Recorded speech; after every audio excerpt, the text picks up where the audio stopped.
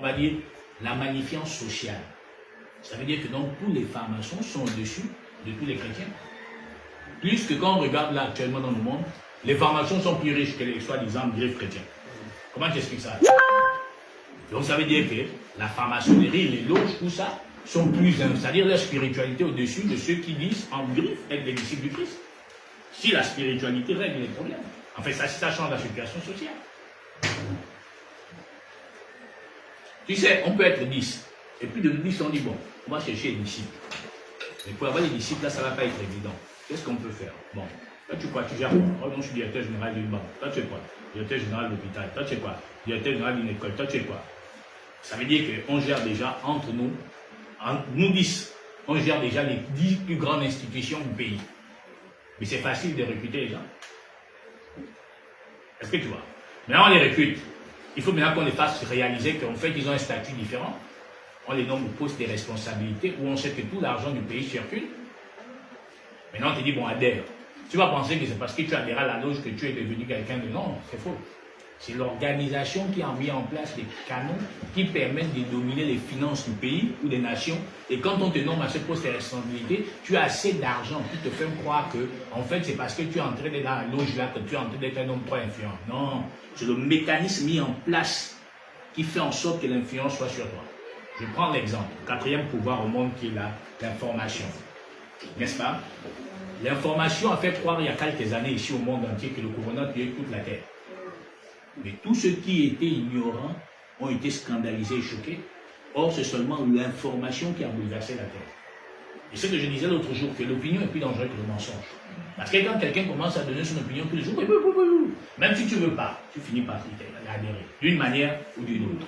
C'est comme quand tu vois quelqu'un m'a dit, il a sorti une nouvelle chanson.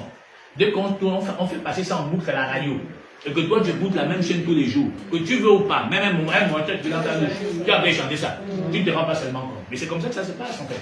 On fait en sorte que la chose devienne conforme à ta nature. On fait en sorte que la chose devienne conforme à ton identité.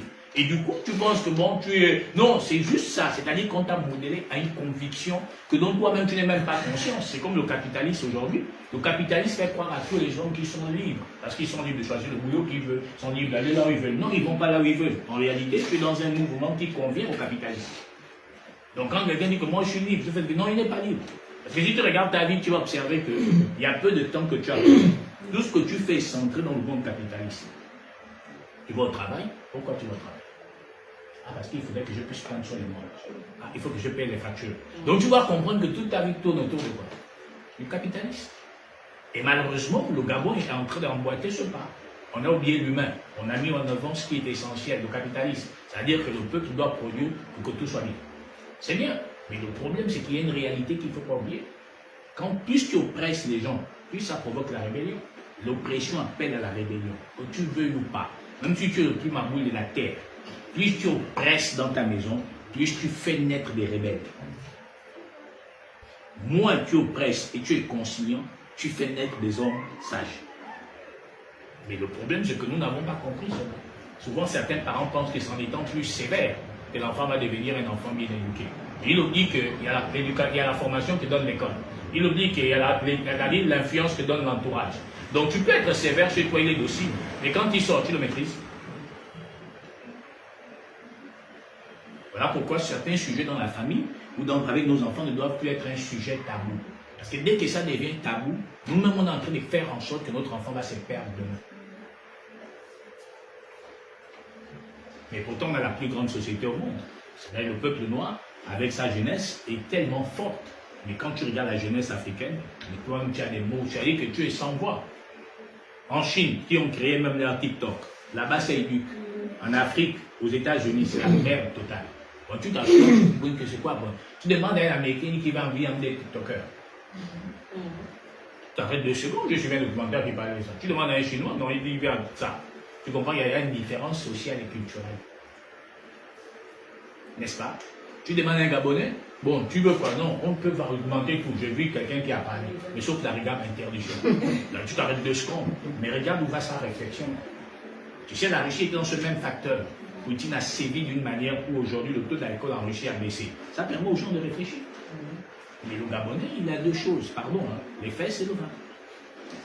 Dès qu'il a ces 2 choses réunies en lui, oh là là, il se voit l'homme le plus beau, la femme la plus belle, machin, tout ça, etc. Mais le problème, c'est que la société a besoin des temps d'intelligence. Comment on peut bâtir et construire quand toi-même déjà, dans ta conception même de ta propre identité, tu ne la valorises? On ne peut pas arriver à quelque chose. On ne peut pas arriver à quelque chose. C'est comme les gens qui vont dans les temples. J'entendais quelqu'un ici parler l'autre jour, ici, dans une vidéo. Bon, il faut que les gens sortent des temples, etc. Mais le problème, c'est que le mouvement qui a été porté par les uns et les autres, c'est pour que les gens aient le temple. Maintenant, vous voulez sortir qui dans le temple? Alors, il y a des gens qui deviennent des esclaves dans le temple. C'est quand même assez aberrant. Et vous comprenez qu'on a tous un problème. C'est qu'on veut une chose et son contraire. Finalement, qu'est-ce qu'on veut à la fin? Mais c'est la même chose qui se passe dans les assemblées religieuses. C'est-à-dire, les gens, ils vont, mais ils vont maintenant s'asseoir là-bas, ils balayent, ils soulèvent la caisse du pasteur, ils ouvrent la portière. C'est la même chose, ce mécanisme pareil dans les histoires, les traditions. C'est-à-dire, quelqu'un est allé pour se guérir. Maintenant, il devient un adepte de ça. Mais quand c'est plus fini, bon, il devient un esclave. C'est comme quand tu vas à l'hôpital, mais à l'hôpital, c'est ta maison. Pourquoi alors quand tu vas te faire soigner à l'hôpital, dès que tu as fini ton traitement, parfois même tu as envie d'aller des sorties même. Bon, tu pars chez toi. Mais pourquoi la même chose n'existe pas dans les temples? Pourquoi maintenir les gens? C'est quoi le projet? C'est la même chose que tu vois dans les assemblées. On maintient les gens parce qu'on a un objectif bien précis. Plus les gens sont là, plus ils deviennent assujettis. Plus ils deviennent assujettis, plus ils te servent facilement d'eux. Parce qu'ils te voient maintenant comme le parrain. Donc, comme tu es maintenant le parrain, tu dois lui donner des directives. Oui, papa, oui, papa, oui, papa, oui, papa. C'est le même mécanisme.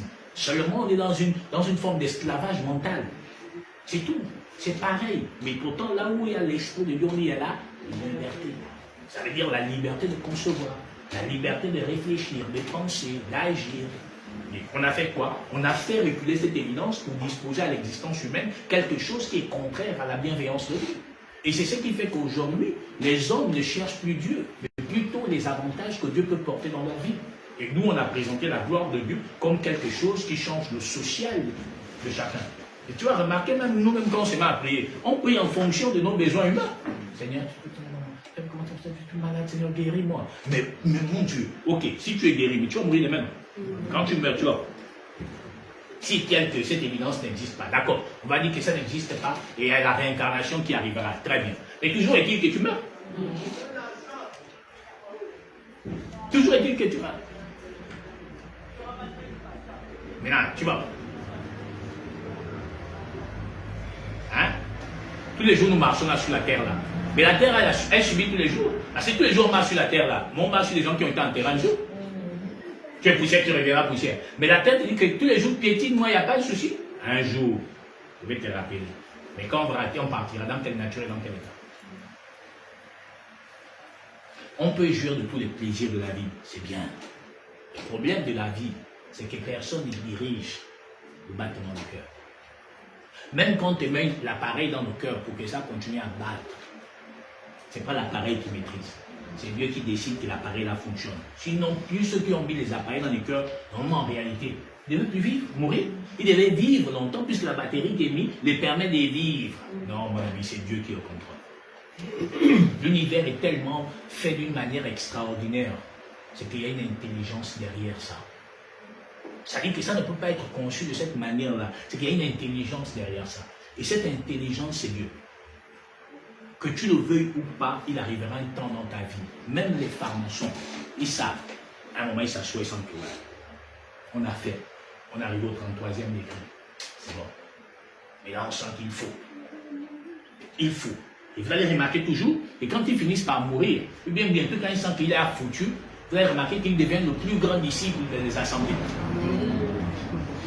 L'assemblée païenne catholique, là, il devient le grand disciple. Tu vois, maintenant qu'il est là-bas, avec la canne, il est là-bas. Ou bien il va dans l'islam. Ou bien il va dans les éveils. Il devient le grand donateur. Parce qu'il sent que la fin. Et pose-toi bien la question. Ce grand maître, ce grand homme, qui était en griffe un grand maître maçonnique, pourquoi à la fin de son existence, il cherche maintenant une autre voie?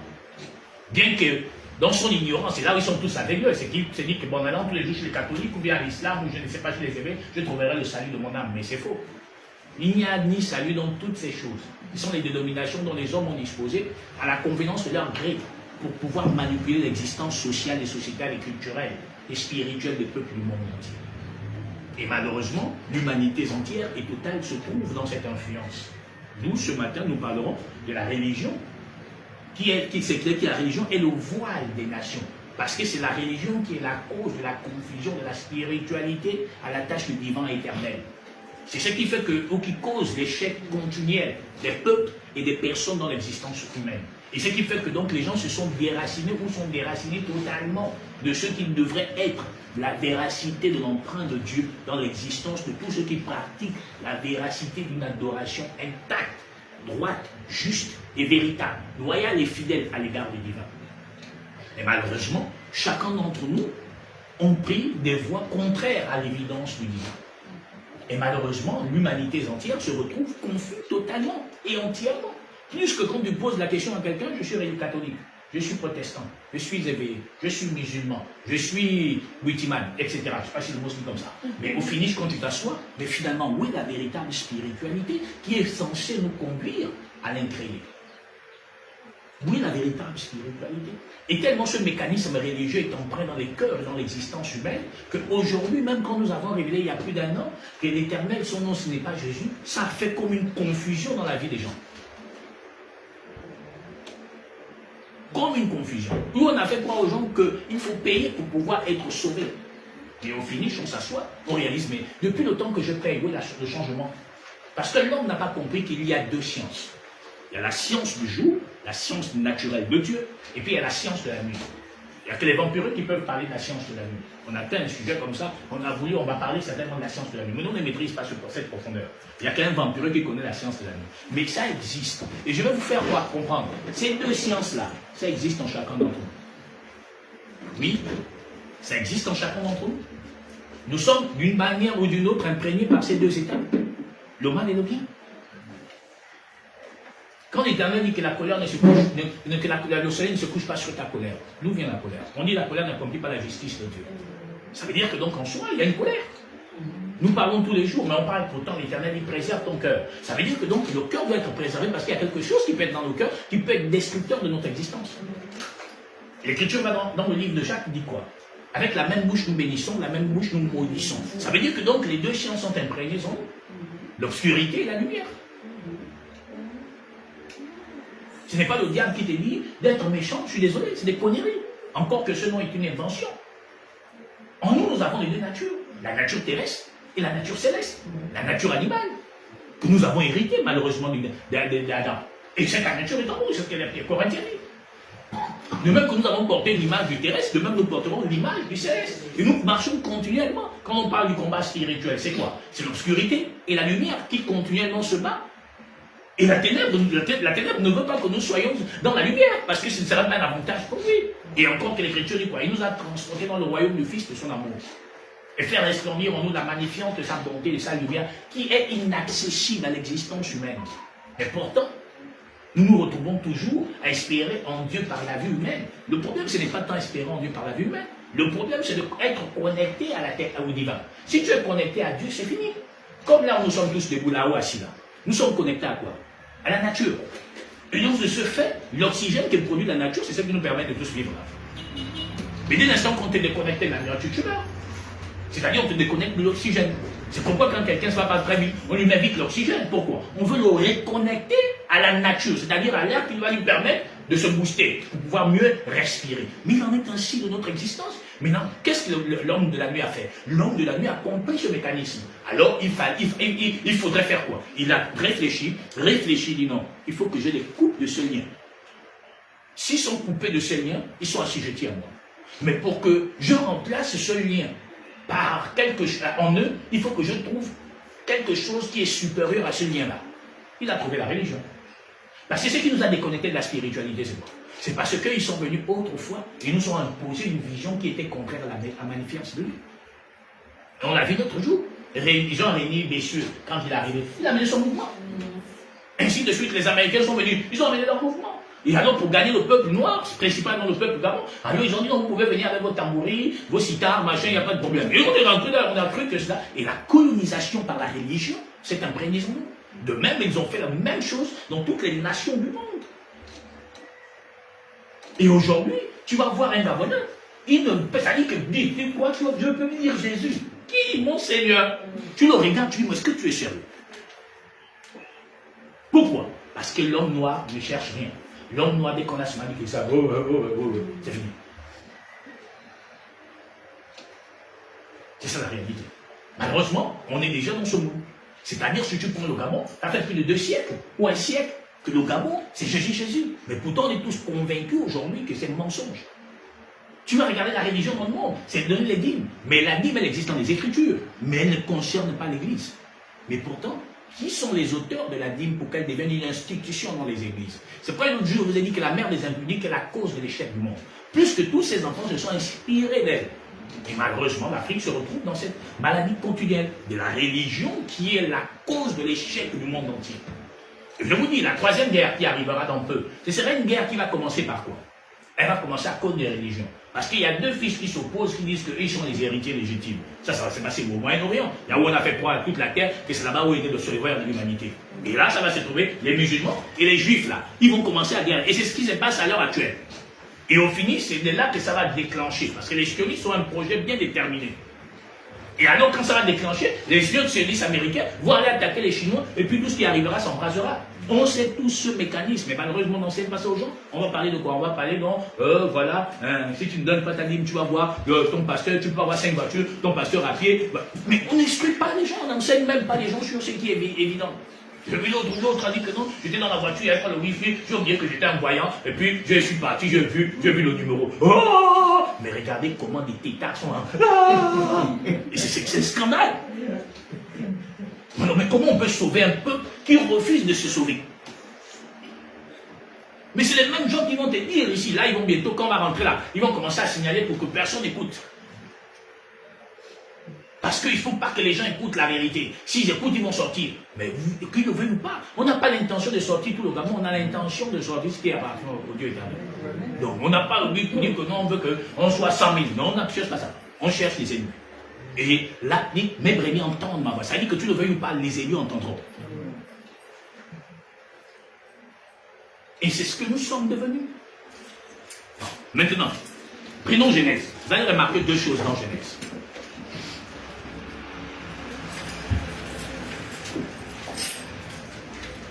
Genèse 1er, portion 1. Au commencement, Dieu créa les cieux et la terre. Regardez bien. Au commencement, il fait quoi? Dieu créa les cieux et la terre. Voilà.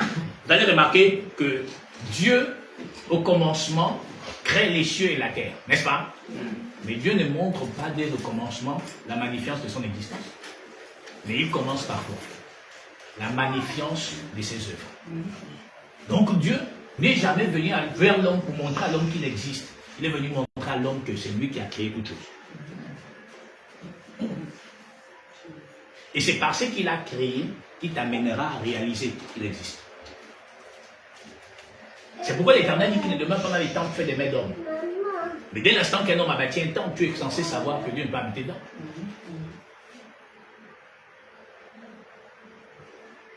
Et pourtant, toutes les religions du monde ont un même truc en commun. C'est qu'ils veulent toujours représenter Dieu.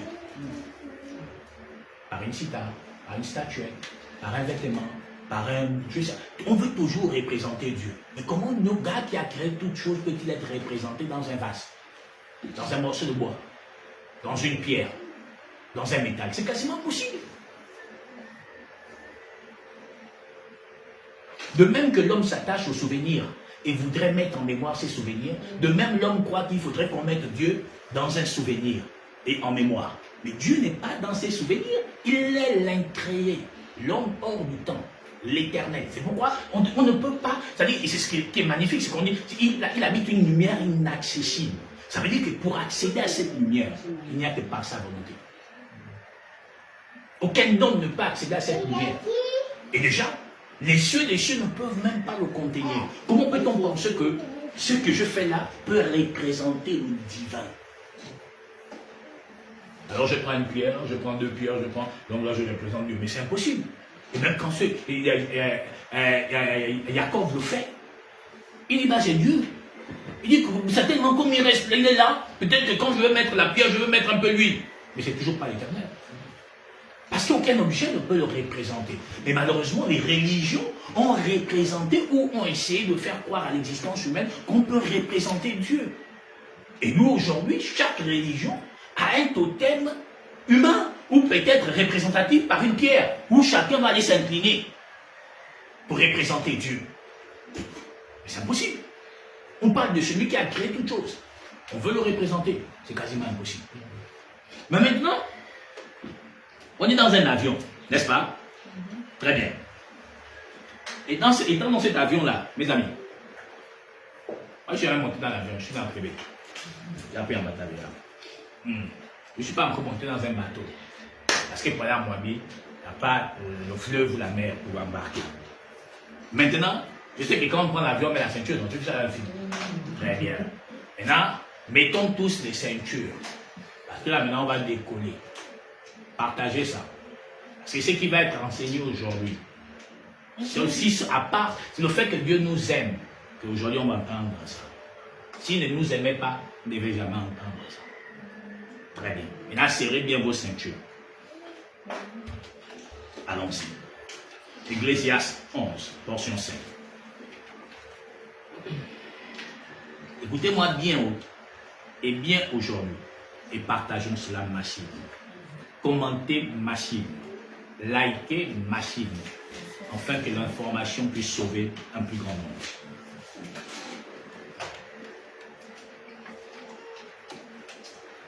Très bien. Ecclésiaste 11, la portion 5.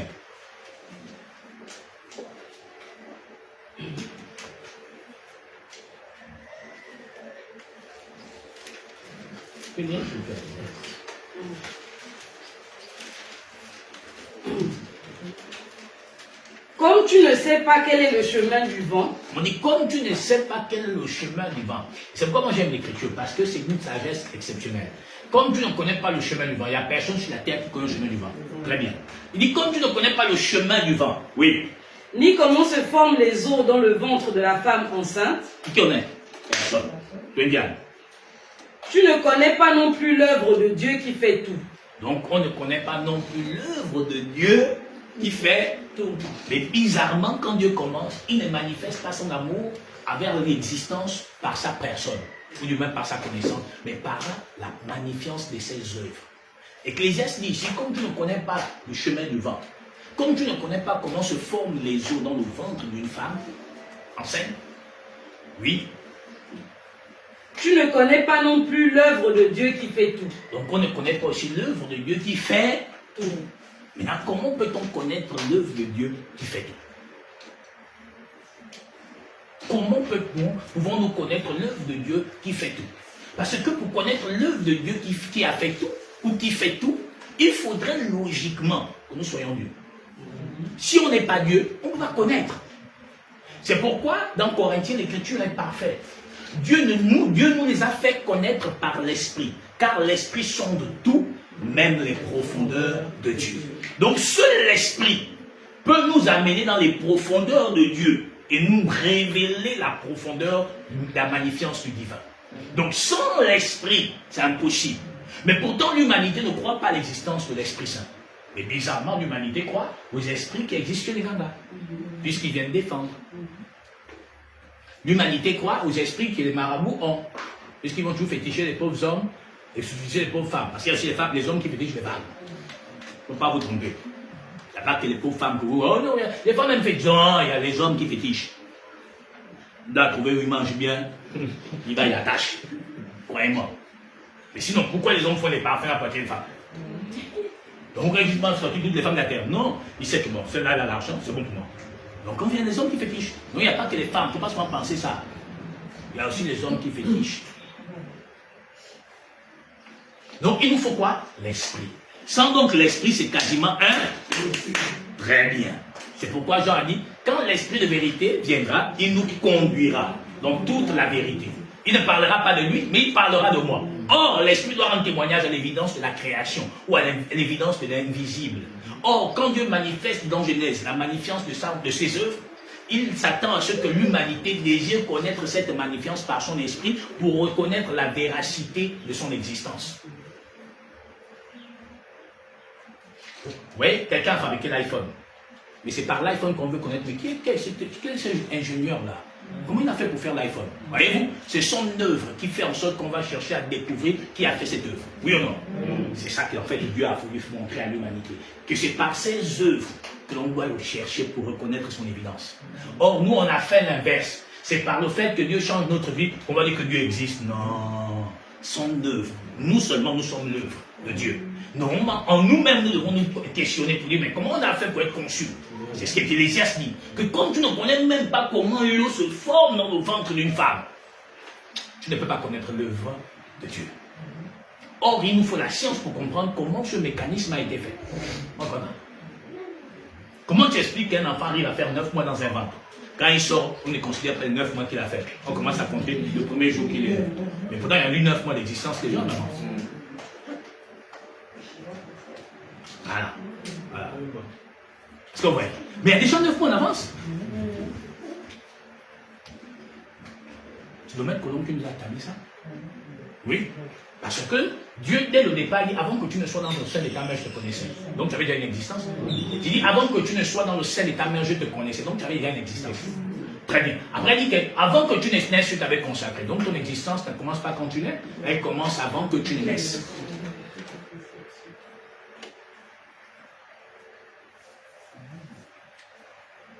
Alors, comme on ne connaît pas l'œuvre de Dieu, mais qu'on a l'esprit pour nous conduire dans l'œuvre de Dieu là. Prenons maintenant un peu Apocalypse chapitre 7. Très bien.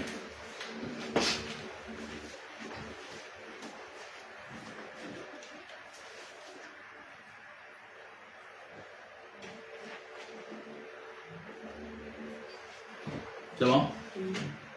Oui? 1, 3. Même les oiseaux chantent. Après cela, Oui. je vis 4 anges debout aux 4 coins de la terre. On dit maintenant qu'après cela, il va voir 4 anges, n'est-ce pas? Mais les 4 anges se trouvent où? Aux 4 coins de la terre. On s'interroge, nous tous là, on est là. Moi, je vous ai dit, serrez bien vos ceintures. Donc, il dit qu'après cela, il voit 4 anges. Il voit 4 anges. Donc 4, oui. Debout aux 4 coins de la terre. Il voit debout 4 anges aux 4 coins de la terre, n'est-ce pas? Je vous ai dit dimanche passé que dans la construction de la magnificence de Dieu, dans l'œuvre de Dieu, dans l'homme, il y a 3 dimensions.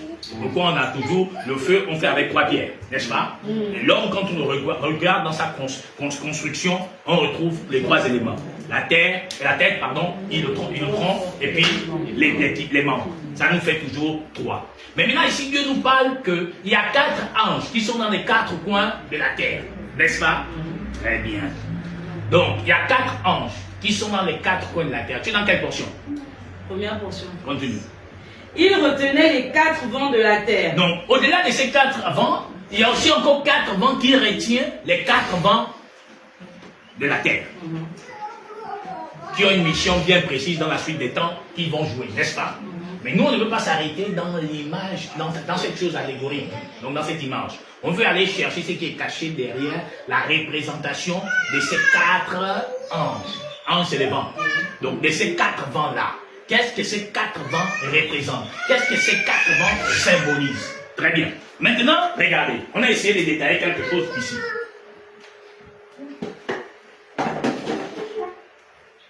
Donc, on a dit quoi? Reprends ça. Après cela, je vis 4 anges debout. Donc, 1, 2, 3, 4. On est d'accord? Très bien. On représente ça comme ça. On est d'accord? On est d'accord ou on n'est pas d'accord? On est d'accord. Donc, 1, 2, 3, 4. C'est bien exact? Très bien. Donc, 4 anges. N'est-ce pas? Quand on a 4 anges, ça nous donne quel signe? Quel signe? Signe de croix, n'est-ce pas? Horizontal, vertical. Ça fait 2 chemins. On est d'accord? Oui. Souvenez-vous dans l'ombre, Moïse dit à le peuple hébraïque, je mis devant toi 2 chemins. Voici les 2 chemins. Il n'y en a pas 3. Il n'y en a pas 4. Il n'y en a que 2. Horizontal, vertical. Donc le chemin là, qui est ici, ça nous donne donc la croix. On se comprend jusqu'à maintenant. Quand il dit serrez vos ceintures, on envole. Mais un vol, on ne va pas cracher. Très bien.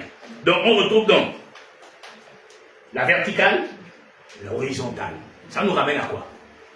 La fameuse croix où ce Christ a été crucifié. N'est-ce pas? Très bien. Maintenant, dans ces deux chemins-là qu'on retrouve, prends maintenant le globe terrestre. On l'imprègne autour de cette croix-là. On retrouve quoi? On retrouve ça.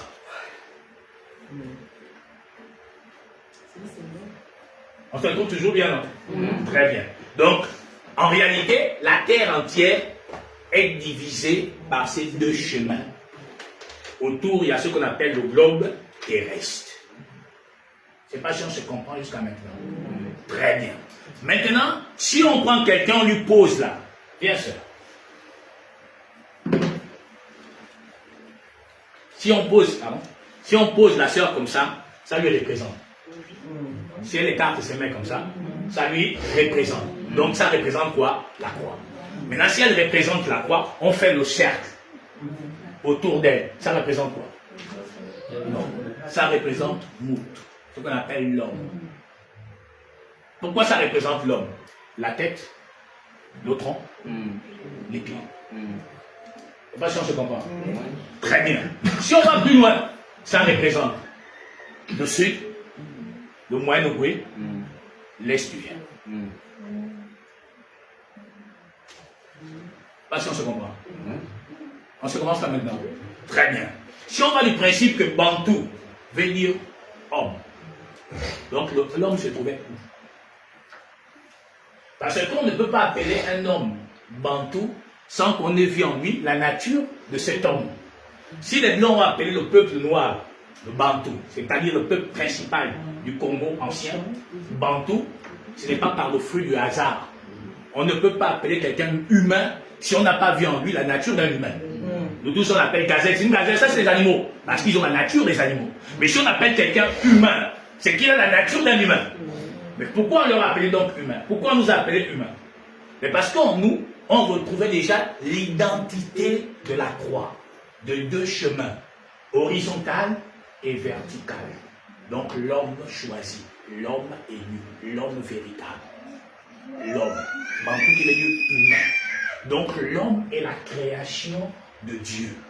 Au commencement, Dieu créa les cieux et la terre. Si on va du principe que c'est les cieux et la terre, les cieux se trouvent où? Ici. La terre se trouve où? En bas. C'est ce qu'il a commencé quand on est parti dans Genèse 1:1. Donc l'œuvre de Dieu, c'est l'homme. L'œuvre de Dieu, c'est l'homme. Il n'y a pas une autre œuvre plus importante que l'homme. C'est pourquoi Dieu est venu pour l'homme. C'est pourquoi l'Écriture dit, il s'est fait homme. Et dans l'homme qu'il s'est fait, c'est représenté les deux chemins, horizontal et vertical. Or, dans ces deux chemins, vous allez remarquer que quand on a parlé du Gabon, qu'on a dit que le Gabon était un homme, mais on a représenté la même figure, n'est-ce pas? On a dit que ici représentait le sud-ouest, donc la pensée. Mais qui dirige le Gabon aujourd'hui? C'est le sud toujours. La pensée. Pour accéder à toutes les autres provinces du Gabon, il nous faut quoi? Il nous faut passer par l'est et le Moyen-Ogooué. Le Moyen-Ogooué, c'est le centre qui nous permet d'aller dans les autres provinces du Gabon. Mais tous les Gabonais résident où? À l'extérieur. Donc, les pieds. C'est ça qui représente la croix. Merci, sœur. Je n'ai pas chance de comprendre. Maintenant, dans l'homme que Dieu a créé, il a dit les cieux, les journées du ciel ont des nids, des loups ont des tanières, le fils de l'homme n'a point d'endroit reposer sa tête. Ça veut dire que donc la tête, c'est là où se retrouve logiquement la pensée. Mais donc c'est la tête qui conduit le corps. Très bien. Mais on dit maintenant, nous assemblés, nous sommes les membres qui constituent le corps du Christ. Ça veut dire donc la tête, et on retrouve quoi? Les membres que nous sommes. Donc Dieu a créé l'homme. C'est ça l'œuvre de Dieu.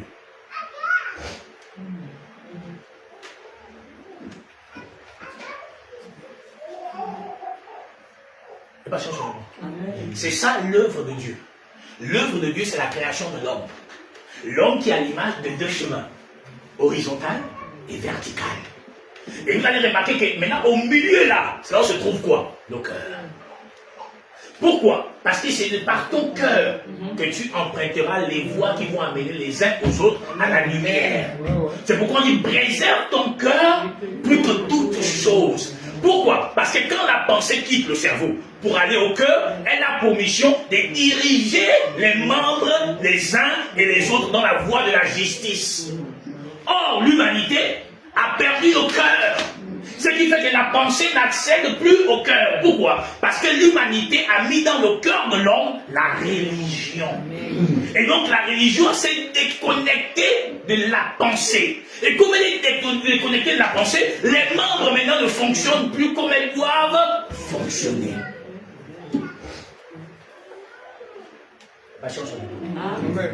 Très bien. Est-ce que vous voyez? Or, je mets à défi l'humanité entière. Le seul pays au monde où on retrouve ça, c'est dans l'Éthiopie ancienne.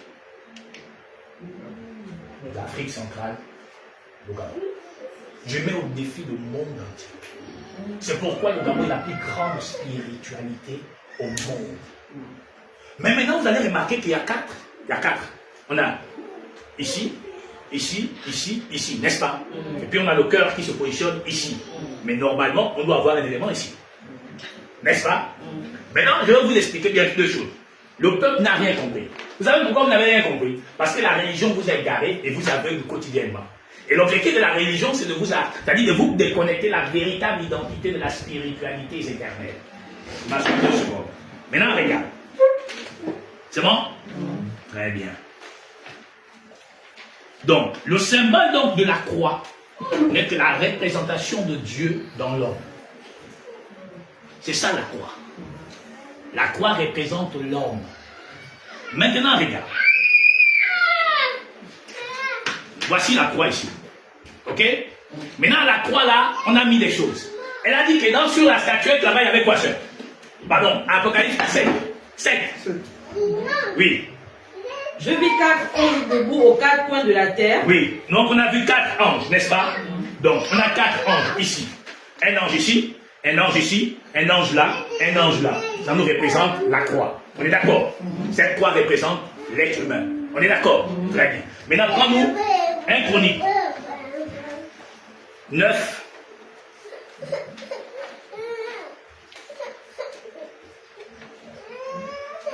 C'est bon?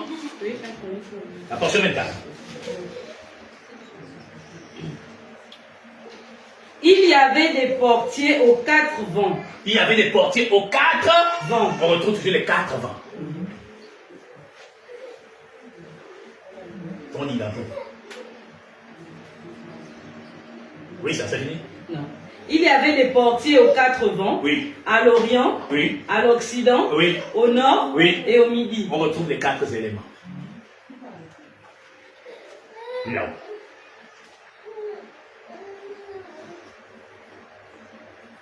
Ézéchiel 21.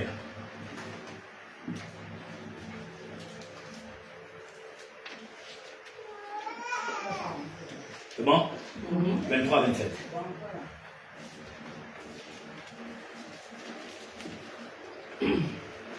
La parole de l'Éternel me fut adressée en ces mots. Fils de l'homme. Oui. Trace 2 chemins. Oui. On dit fils de l'homme. Ça trace quoi? 2 chemins. On dit 2 chemins. On va le tracer ensemble. 2. On retrouve quoi au milieu? Un carrefour. Vous n'avez jamais posé la question pourquoi on fait toujours les fétiches au carrefour? Hein? C'est vrai en plus. J'ai écrit aussi. La livre là a tout. C'est juste nous-mêmes qui ne manquons pas de livre. C'est-à-dire qu'on aime seulement. Oh, nous c'est dimanche, c'est quoi? C'est lundi, on a dit, c'est mardi. Non, il faut vivre ça. La suite. Fils de l'homme. Oui. Trace 2 chemins. Trace 2 chemins. Pour servir. 2. Pour servir de passage à l'épée du roi de Babylone. On dit que donc fait 2 chemins qui va servir d'un passage au roi de Babylone. Oui. Tous les 2 doivent sortir du même pays. Marque un signe. Marque-le à l'entrée du chemin qui conduit à une ville. Tu traceras l'un des chemins pour que l'épée arrive à Rabat, ville des enfants d'Ammon. Et l'autre pour qu'elle arrive en Juda, à Jérusalem, ville fortifiée. Car le roi de Babylone se tient au carrefour. Donc il se tient au carrefour. Donc on va au carrefour. Le féticheur, le Nganga, le marabout, il est au carrefour. Pourquoi? Parce que c'est le chemin par lequel tout le monde doit passer.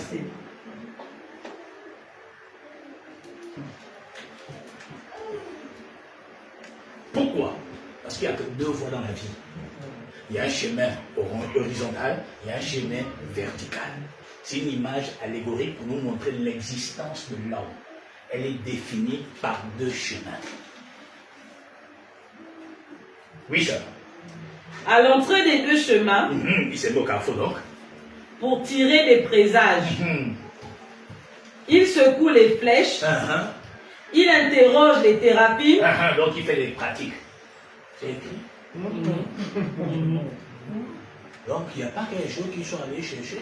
Bon, on m'a dit que c'est les blancs qui ont écrit. Mais les blancs aussi connaissaient bien ça. Non, c'est le peuple noir dont il est question ici. C'est nous qui aimons ça. Vous êtes qui sont partis chez les blancs. Vous avez vu dans les carrefours, on a vu Milon, les Cabris, les machins. Vous avez vu. C'est vous qui partez là, vous avez vu. Mais on trouve ça où? C'est vrai.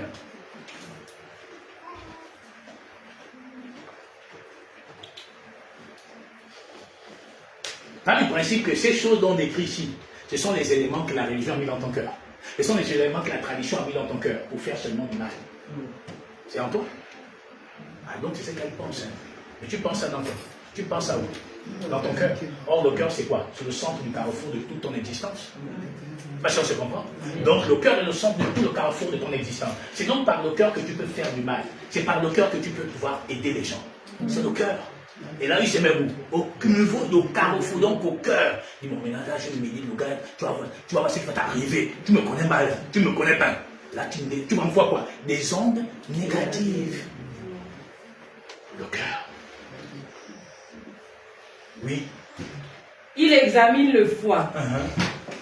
Le sort qui est dans sa main droite désigne Jérusalem, où l'on devra dresser des béliers, commander le carnage et pousser des cris de guerre. Donc, comment je veux faire? Bon, elle, non, moi je dois aller voir quelqu'un, je dois lui faire un truc, comme ça va finir.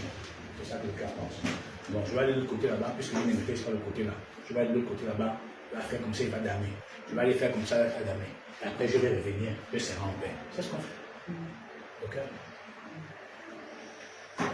Donc, le fétiche, les pratiques existent bel et bien avant nous. Les hommes déjà avaient compris la spiritualité. Ils savaient qu'il fallait qu'ils se mettent à un carrefour parce qu'elle représente le cœur. Et par le cœur, tous les chemins sont ouverts pour pouvoir faire du mal à quelqu'un.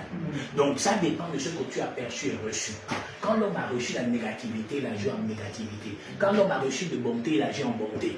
Donc cette identité se trouve en nous. Ces deux voies sont en nous. Ces deux voies sont en nous. C'est nous qui en nous qui donnons. Non, je ne vais pas faire la main. Non, je ne vais pas faire. C'est pas grave. Je laisse entre les mains de Dieu. C'est toi qui résonnes en toi-même. Il n'y a pas une force qui vient ailleurs. Cette force est déjà en toi parce qu'elle est influencée par le péché adamique. Et l'autre est influencé par le sacrifice de l'agneau. Et c'est ce qu'on parle du véritable combat spirituel. Lui qui l'a dit d'aller se mettre dans un carrefour pour pouvoir invoquer les thérapies. C'est bien quelqu'un qui lui a enseigné ça. Quand ils se sont dit, l'autre jour on a enseigné ici la marmite mystique. Quand ils se sont assis, on dit que non, le peuple là c'est la bonne nourriture. Donc il faudrait qu'on, toi qui es le chef du peuple là, tu nous livres ce peuple pour qu'on puisse les manger dans la grande marmite. La pensée est faite de nous, mais du cœur de l'homme. Donc les deux entités-là vivent en toi, c'est-à-dire la négativité et la positivité. La lumière et la ténèbre. C'est toi-même qui te penches plus dans l'obscurité et qui vient te confondre. J'ai dit l'autre jour ici qu'on transmet la sorcellerie par la pensée. C'est donc plus on parle de la négativité, on transmet des ondes ténébreuses à nos enfants. Plus on va dire à un enfant que si le voisin te parle mal, tu l'insultes. Mais on est en train déjà de faire quoi? On est en train de mettre notre enfant dans une position désagréable dans le temps. Et quand il va grandir avec ça, il va impliquer à ses enfants. Ses enfants impliqueront. Et vous voyez que cette pensée va de génération en génération. Donc, si quelqu'un t'a dit un jour qu'on t'a donné la société, tu manges ça à la viande, tu dis que le frère nous en bas dit c'est le mensonge. On t'a donné la chair humaine pour détruire ton existence, certainement. Mais la sorcellerie se transmet par la pensée. Les gens qui allaient voir leurs parents, là, leurs oncles, là, c'est des gens des vampireux. Non, mais tu sais, notre famille a pensé comme ça, voilà. Faut pas. Il est malicieux. Là, il est en train de te transmettre une pensée qui, plus tard, va devenir une confusion. Il y a des gens qui font des songes. On leur dit non, il faut caresser le serpent. Non, c'est ce qui marche avec notre famille, machin et tout. Mais le problème, c'est que toi, tu es ignorante dans le songe. Parce que si tu es éveillé, tu vas savoir que le serpent, c'est pas que la vie de quelqu'un. Comment je vais lui caresser? C'est que toi, il va se retourner contre moi. Mais qu'est-ce qu'il me demandera demain? C'est pourquoi l'homme de la nuit utilise plus les hommes dans les songes. Parce qu'il sait que dans le songe, l'homme est égaré. Quand un homme n'est pas éveillé spirituellement, il est l'esclave même dans les songes. Et donc dans les songes, tu dis oui et tout, ah oui à tout et à n'importe quoi. Et c'est là parfois, on gagne les gens. Mais quand quelqu'un est instruit, enseigné, éveillé spirituellement, dans un songe, il a le discernement. Il dit non, non, ça là c'est pas Dieu. Ça ne m'intéresse pas. Je ne mange pas ça. Je ne fais pas ça.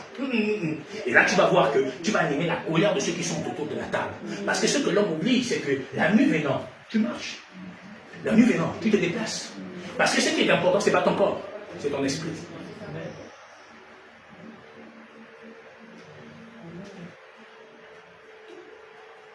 Ézéchiel 37, 9.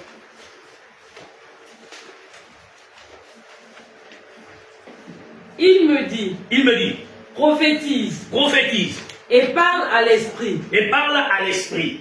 Prophétise, fils de l'homme. Prophétise, fils de l'homme. Et dis à l'esprit. Et dis à l'esprit. Ainsi parle le Seigneur, l'Éternel. Esprit, viens les 4 vents. On retrouve encore les 4 vents. Très bien. Maintenant, on va essayer de comprendre. C'est quoi ces 4 vents? Très bien. Voici les 4 vents. On a 1, 2, 3, 4.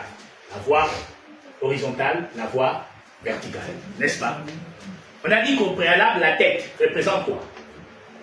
La tête représente l'air. Ok? La tête représente l'air. Le bas représente le feu. Très bien. L'autre côté représente la terre. L'autre côté représente quoi? L'eau. On retrouve les éléments qui composent l'être humain. Le feu, l'eau, la terre et l'air. Maintenant, dans la magnifience de Dieu, la pensée, donc l'air ici représente la révélation. La révélation, la pensée. Parce que tout part d'ici. Où se trouve donc la pensée, la révélation qu'elle transmet au cœur. Et le cœur partage ça partout. Ici, on a donc la terre. La terre ici représente la doctrine. L'air représente la révélation, la pensée. La terre représente la doctrine, la fertilité, la stabilité, l'ancrage. Parce que sans la terre, on ne peut pas avoir des semences. Donc quand on sème, on met l'ancrage. Quand on sème, c'est la fertilité. Quand on sème, c'est la doctrine. Parce que tout part du socle, de la bâtisse qui a été faite. Le bas représente le feu. Le feu, c'est la prophétie. La prophétie, c'est la transformation. La transformation, c'est la purification. Parce que quand l'esprit vient, il transforme. Quand l'esprit vient, il purifie. La connaissance, l'autre bras, représente, donc l'eau représente quoi? La connaissance. L'eau représente quoi? La vie. Vous-même, vous dites que si on n'a pas d'eau, on n'a pas quoi? La vie. Voici les 4 éléments. Voilà pourquoi Paul dit, à quoi vous servirai-je? Vous vous souvenez? Le fleuve a 4 bras. On retrouve quoi? Horizontal, vertical. À quoi vous servirai-je? Je ne vous parlais pas en quoi? En révélation, en connaissance, en prophétie et en doctrine. À quoi vous servirai-je? Si je ne vous parlais pas en pensée? Non, en pensée. En prophétie, en connaissance. L'air. À quoi vous servirai-je si je ne vous donnais pas la vie? À quoi vous servirai-je si je ne vous rendrais pas solide? Donc, fertile. À quoi vous servirai-je? Puisque un grain porte 30, 60. Donc, voici donc ce que représentent donc les 2 chemins. Mais nous, on est en retard, vous savez pourquoi? Très bien, mais ils ne vont pas empêcher quelque chose. Très bien, les pharmaciens connaissent ça. Nous, on est les égarés. Parce que la spiritualité véritable et profonde, comme ce matin, je vais commencer à révéler, ce n'est pas enseigné. Et c'est ça notre échec. Maintenant, regardez. Vous voyez ça? On retrouve quoi? La croix. Toujours la croix, n'est-ce pas? Maintenant, regardez cette croix. Elle est marquée comment? Vous allez remarquer autour de la croix, il y a un trait qui fait comme ça, il y a un trait qui fait comme ça, un trait qui fait comme ça, n'est-ce pas? Mais là, quand tu prends le trait qui fait comme ça, qui fait comme ça, qui fait comme ça, qui fait comme ça te représente quoi? Une pyramide. N'est-ce pas? Donc, ils connaissent ça. Est-ce que vous connaissez que Washington District est construit comme ça, comme cette photo ici? Washington, l'État fédéral des États-Unis, la capitale. Vous savez ça? Très bien. Regardez un peu l'image de Vinci. Vous avez vu le de Vinci, non? L'image que je viens de montrer. Voilà. C'est un homme Un homme dans une... Voilà. globe terrestre. Voilà. Oui, mais l'homme représente. Voilà. Il est le globe, il a établi le globe et les dérivés que tu viens de mettre. Est-ce que tu vois? Mais or, finalement, j'ai dit au départ que ça représentait quoi? L'homme. Oui. Or, c'est nous qui n'avons toujours pas compris. Continuez à aller vous mettre dans les croix là-bas. Maintenant, regardez Washington District. Comment il est construit? On retrouve la croix. On retrouve la pyramide. C'est vous qui êtes en retard. Les formations vous ont dévancé. Oui. Ils vous ont dévancé. Parce qu'on ne veut pas connaître Dieu.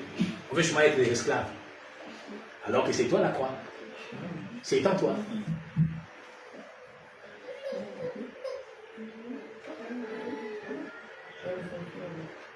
Oui. Voilà. Il demande les enfants, ils sortent d'où? Ils sortent d'à Québec. Très bien. Voilà. Maintenant, l'homme là, se trouvait où? Ici. Je vous ai dit l'autre jour que la franc-maçonnerie n'est qu'une branche du Witi. Ils ont pris une branche du Witi qui est occulte, c'est-à-dire spiritisme et occultisme, dans des rituels décents pour pouvoir vénérer autre chose que le divin éternel. Mais ils ont envoyé cette science où? Pas en Égypte. Je l'affirme et je l'atteste ici. En Éthiopie. Ça, c'est la carte d'Afrique de 1500. L'Éthiopie se trouvait ici, en Afrique centrale. Précisément où se trouvait qui? Le Gabon. Où est situé qui? Moutou, l'homme. Donc tout ça, c'était le Congo ancien. Là où se trouvait le peuple Bantou, qui est appelé en français l'homme. Moutou veut dire homme. Or, l'homme là, c'est qui? C'est nous. Où est symbolisé et représenté quoi? Les deux chemins, horizontal et vertical. Qui représentent l'homme de Dieu. L'homme choisi dans la définition de la magnificence de Dieu. Donc voilà pourquoi le Gabon est le pays le plus spirituel au monde. Voilà pourquoi ils ne pourront jamais, aussi longtemps que nous existerons, permettre que le Gabon se développe. Vous savez pourquoi? Parce que si elle se développe, elle retrouve son émancipation spirituelle. Mais si le Gabon retrouve son identité spirituelle, les formations s'égarent et se perdent. Or, si les formations s'égarent et se perdent, que deviendra donc le Gabon? La liberté en Christ, ça va être difficile de l'avoir. Nous dit ça. Et le Gabon est très important, pourquoi? Je vous avais encore pris cette photo de l'Afrique, n'est-ce pas? C'est là, l'Afrique aujourd'hui, n'est-ce pas? Quand on l'incline, elle devient quoi? Un révolteur. Et la gâchette se trouve où? Au Gabon. Et je vous avais expliqué que quand tu prends une personne, tu lui positionnes comme ça, une femme, et quand tu la courpilles, la gâchette se trouve où? En son entrejambe. Voilà pourquoi sur certaines, les adolescents, les carnets des vaccinations du Gabon, on trouve une mère allaitante. Pourquoi? Parce que la fécondité a commencé au Gabon. Dans la spiritualité véritable. Ce n'est pas moi, c'est là.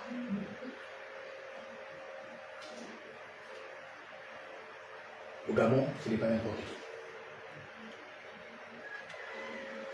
qui. Très bien. Tout ce qu'on a. On n'a pas encore fini. On continue? Très bien. Ils ont encore signalé, non? C'est des tocards. On ne peut pas arrêter quelque chose que Dieu a décidé. Très bien, Toniane. On était où ça? Ézéchiel 37. Ézéchiel 37. Très bien. Maintenant, comme vous êtes encore dans l'ignorance, maintenant je vais encore éveiller. Là, on était au niveau de où? On était dans le Haut-Togbé. Direction maintenant Moabi. Donc la Nyanga. Très bien. Puisqu'on est dans un vol. Très bien. Toniane. Maintenant, prends-nous Genèse 1, la portion 2. La terre était informe et vide. On dit la terre était informe et vide. Très bien. Et avec quoi? Il y avait des ténèbres. Des ténèbres à la surface de l'abîme. On dit maintenant que la terre était informe et vide, et puis il y avait les ténèbres à la surface de l'abîme. Très bien. Donc l'abîme, c'est l'habitation des esprits impurs, n'est-ce pas? Mais on dit qu'au-dessus de l'abîme, là, il y avait l'obscurité de la ténèbre. Ça, c'est la première ténèbre qui existe. Est-ce que vous savez qu'il y a deux ténèbres? Très bien. Alors tout le monde, j'ai l'attention de tout le monde. Je vous dis qu'on a quitté le Haut-Togbé en direction Moabi. Est-ce que vous savez qu'il y a deux ténèbres qui existent? Vous ne savez pas? Très bien. Maintenant, on va vous expliquer la mienne. Maintenant, on dit la terre était en forme vide et l'esprit de la... Et il y avait les ténèbres, la souffrance de la Bible. La Bible, c'est l'habitation des esprits impurs. Mais on dit, en dessous de leur surface, c'était l'obscurité totale de la ténèbre. Et je viens de vous dire qu'il y a deux ténèbres qui existent. Voici la première. Exode 10. Écoutez-moi bien, vous ne dites pas, on nous a encore dit quoi aujourd'hui. Écoutez-moi bien. Voilà. À la fin, si quelqu'un n'a pas compris, il va me poser la question. Exode 10, 21 à 23. L'Éternel dit à Moïse, étends ta main vers le ciel, oui, et qu'il y ait des ténèbres sur le pays d'Égypte. On dit que l'Éternel dit au prophète qu'étends ta main vers le ciel et qu'il y ait les ténèbres dans tout le pays. Très bien. Et que l'on puisse les toucher. Que l'on puisse toucher même les ténèbres là. Moïse étendit sa main vers le ciel. Et il eut d'épaisses ténèbres dans tout le pays d'Égypte. On dit des épaisses ténèbres comme ça. Ça veut dire que donc là, c'était épais comme ça. Mais là, pas Dieu. Ça, c'est pas Dieu. Mais Dieu voulait confondre ce peuple. N'est-ce pas? Maintenant, il dit les épaisses ténèbres comme ça. On dit que tu peux même toucher ça. Mais bizarrement, la suite dit quoi? Pendant 3 jours. Pendant 3 jours. On ne voyait pas les uns, les autres. Donc, pendant ces ténèbres de 3 jours, on ne se voyait même pas. Mais curieusement, oui. Et personne ne se leva de sa place pendant 3 jours. Oui. Mais il y avait de la lumière. Oui. Dans les lieux où habitaient tous les enfants d'Israël. Donc pendant qu'il y avait l'obscurité d'un côté, il y avait la lumière d'un autre côté. Mais on dit les ténèbres là étaient tellement épais qu'on ne pouvait pas se voir. C'est toujours pas bien. N'est-ce pas? 1 Jean 5, 19.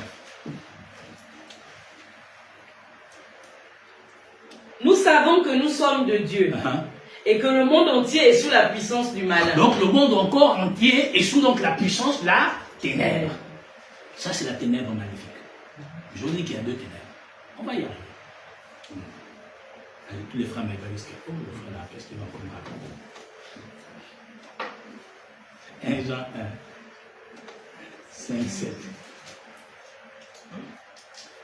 La nouvelle que nous avons apprise de lui et que nous vous annonçons, c'est que Dieu est lumière. On dit que donc Dieu est lumière. Mais dans le frère il y a 2 ténèbres. Maintenant, Dieu, on nous dit que Dieu est lumière. Oui, Dieu est lumière. Jamais personne ne peut contester cela. Maintenant, je vais vous révéler un mystère que vous ignorez tellement. Oui, on sait que Dieu est lumière. Oui, continue. Et qu'il n'y a point en lui de ténèbres. Il n'y a pas de ténèbres en Dieu. Oui. Si nous disons que nous sommes en communion avec lui, oui, et que nous marchions dans les ténèbres, nous montons. Donc si on est en communion avec Dieu, on ne peut pas être dans l'épaisse ténèbres. On ne peut pas donc avoir le cœur sombre. On ne peut pas avoir l'acte et l'action qui est contraire à la nature de la lumière. On est d'accord jusqu'à maintenant? Très bien. Oui, c'est ça. Et nous ne pratiquons pas la vérité.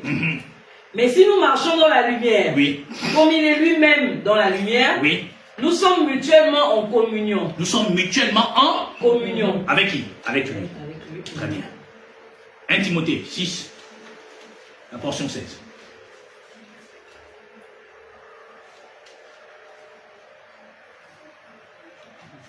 Qui seul possède l'immortalité. Oui.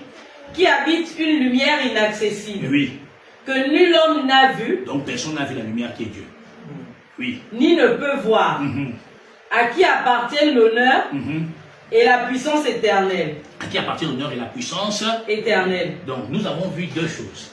L'obscurité de la ténèbre, qui est la personne du Molossi, donc du vampire et du sorcier. Et puis nous avons vu que Dieu est une lumière. Je vous ai dit qu'il y a 2 formes de ténèbres qui existent. Oui, il y a 2 formes. Il y a 2 formes de ténèbres qui existent. Il y a 2 formes de nuit qui existent. C'est ça que j'ai envie de vous expliquer. Très bien. Sœur, on était où? Timothée 6, 16. Très bien. Prends-nous maintenant Psaume 18.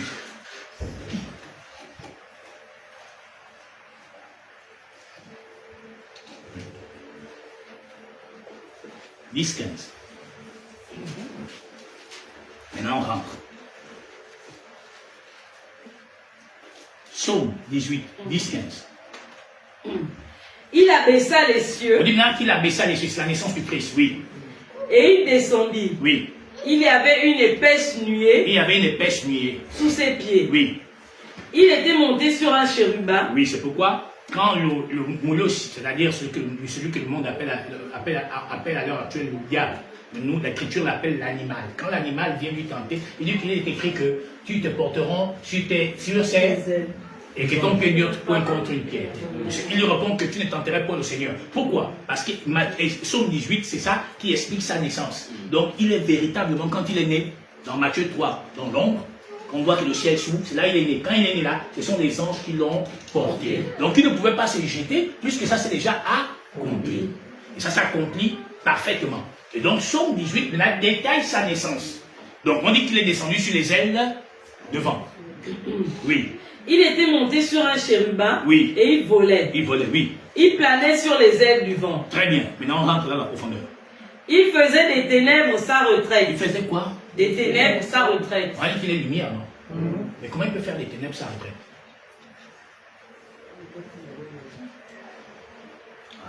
À tout le monde, les âmes concentrés, c'est très bien. On est au sujet de moi. Ah, très bien. Continuons. On dit là, il fait des ténèbres sa retraite. Continue. Sa tente autour de lui. Sa tente autour de lui. Donc autour de lui, cette tente est quelle couleur? Ténèbres. Très bien. Continue. Il était enveloppé des eaux obscures. On dit que des eaux obscures l'enveloppaient.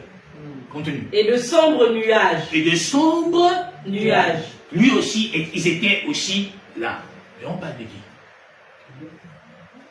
Du Christ. Mais comment on dit qu'il fait des ténèbres sa retraite? Ah, ouais, il fait. Hein, sœur? Comment on explique ça? Hein? 1 Roi 8.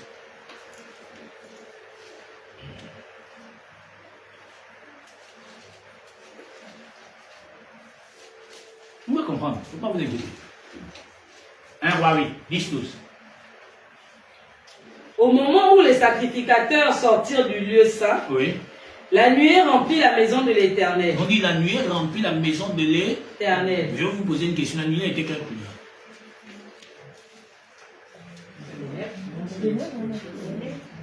Ok. Oui. Les sacrificateurs ne purent pas y rester pour faire le service à cause de la nuée. Car la gloire de l'Éternel remplissait la maison de l'Éternel. Mais c'est bizarrement, vous allez remarquer que quand il accompagnait le peuple hébraïque, de jour il l'a accompagné par une nuée. Oui. Mais de nuit il l'a accompagné par une colonne de feu. Mais la nuée, elle avait quelle couleur? On va trouver. La Bible a toutes les réponses. Seulement nous qui n'avons pas le livre là. Peut-être que je ne sais pas pourquoi on le déteste, mais pourtant c'est le meilleur. Deutéronome 4. On va trouver. 11, 14.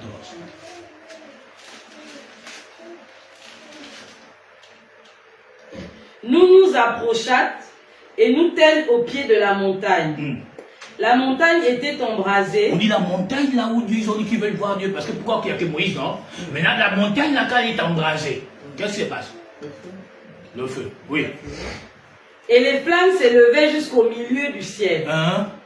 Il y avait des ténèbres. Ah, mais qui était sur la montagne? C'est pas Dieu.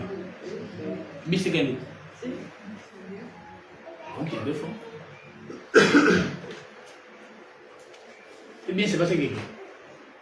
On a dit qu'il y avait quoi?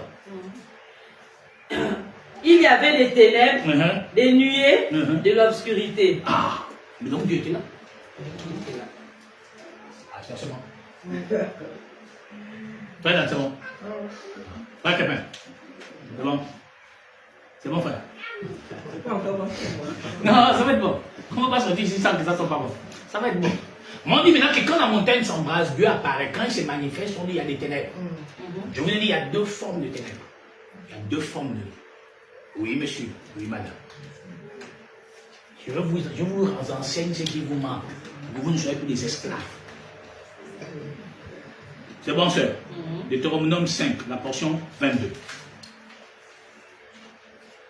Telles sont les paroles que prononça l'Éternel à haute voix sur la montagne du milieu du feu, des nuées et de l'obscurité, et qu'il adressa à toute votre assemblée sans rien ajouter. Donc Dieu était au milieu de quoi? Du feu. Et de quoi?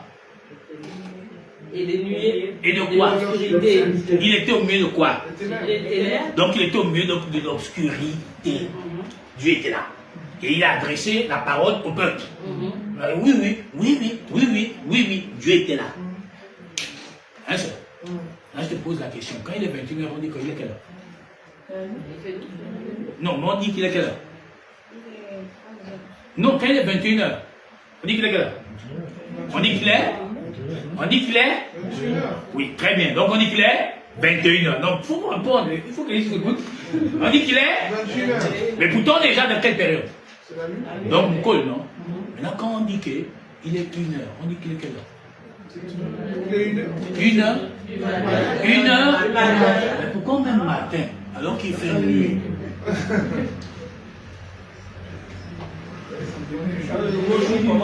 Parce que un nouveau jour. Mais pourtant il fait nuit. Pourtant on dit matin. Mais comment tu expliques ça donc?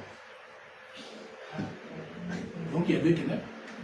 Il y a les ténèbres qui fait jour et matin. C'est-à-dire le jour est dedans, mais il fait nuit.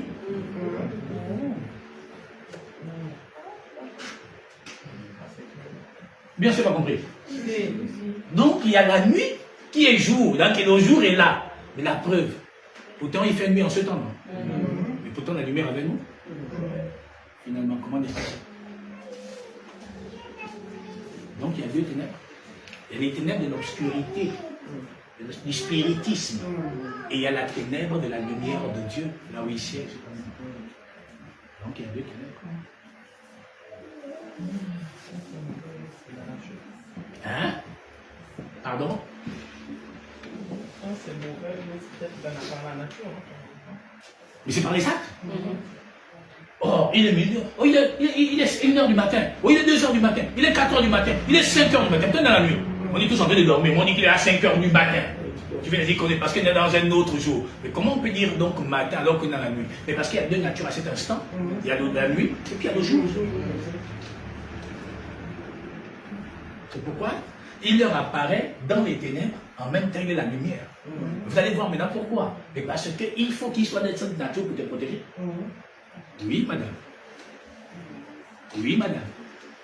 Oui, monsieur. Oui, monsieur.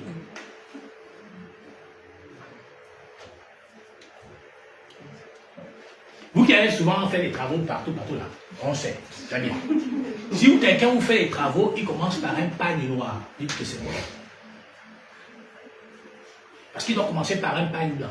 Parce qu'il faut qu'on voie ce qu'on te fait. Parce que tu es en même temps jour et nuit. Maintenant, quand on te met le pagne noir, c'est qu'on ne peut plus te voir. Vous allez comprendre pourquoi. On était dans quelle portion? On était dans Deutéronome. Combien?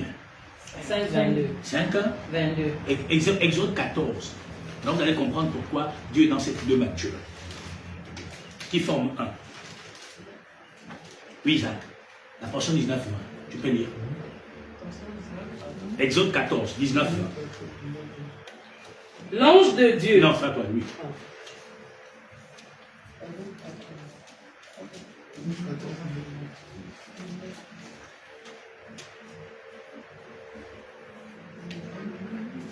Exode 14, 19, 20. L'ange de Dieu qui allait devant le camp d'Israël a parti et alla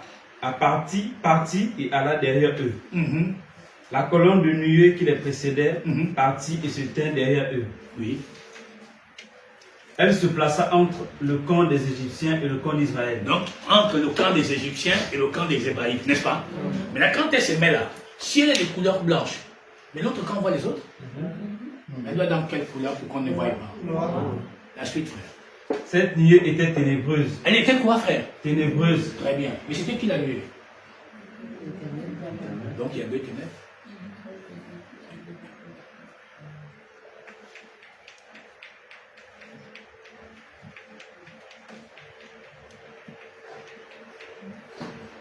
C'est bon. C'est bon, frère. C'est bon, frère. C'est bon. C'est bon. Elle était comment, frère? Cette nuée était ténébreuse d'un côté et de l'autre, elle éclairait la nuit. Ah. Donc, pendant qu'elle te couvre, elle t'éclaire de l'autre côté. Bah oui. Donc pendant que Dieu, quand il te cache la carte, alors je te cherche. Tu es dans l'obscurité, tu te vois plus jusqu'au haut. Mais on ne voit pas, c'est l'épaisse ténèbres qu'il avait dit à Moïse. Proclame que ça sort ça qui couvre les gens là. Quand tu es à couvert, on ne te voit plus. On se dit, il est caché où? Mais c'est un sorcier moulé aussi. Mais c'est parce que tu es dans les ténèbres de Dieu. Maintenant, il y a la lumière maintenant de Dieu qui te montre par quoi? La prophétie, la connaissance, la doctrine, la révélation. Par les 4 éléments qui régissent l'homme. Qui te conduit tous les jours sur quoi? Le chemin horizontal et vertical. Pour t'amener où? Au sommet de la pensée éternelle.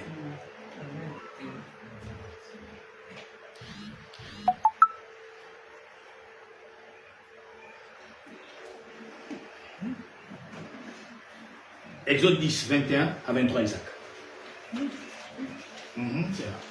C'est ça que tu vois, j'ai les doigts par où. Tu vois, non? De 21 à 24. Oui. L'Éternel dit à Moïse. À 23. L'Éternel dit à Moïse, étends ta main vers le ciel, et qu'il y ait des ténèbres sur le pays d'Égypte, et que l'on puisse les toucher.